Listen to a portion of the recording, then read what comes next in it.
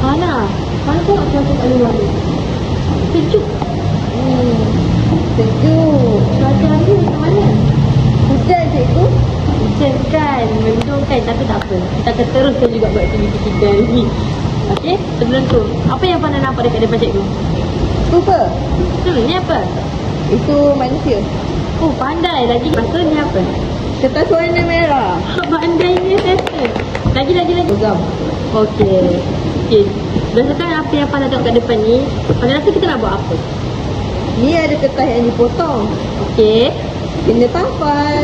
Betul. Tapi sebelum tu, ni adalah baju yang dipakai sewaktu perayaan Lepas balik. Pandai. Apa nama dia? Hari. Pandai. Lagi. Cikgu ada gambar apa kat depan ni? Ni perayaan. Siapa yang pakai baju ni? Orang Cina. Betul. Nama dia dipakai oleh kaum Cina. Kaum Cina. Yang diberi nama Cheongsam. Okey, pandai. Yang terakhir kita ada baju kurung. sekarang ni cikgu ada beberapa kepingan kertas yang cikgu dah potong. Tak apa-apa potong. Okey. Sekarang ni cikgu nak Fana cantumkan gambar-gambar ni.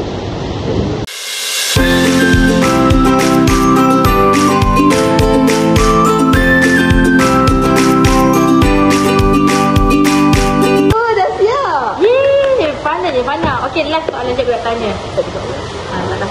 Okey, ni apa? Cikgu cakap tadi. Selasa. Betul. Hari. Betul, tepuk tangan.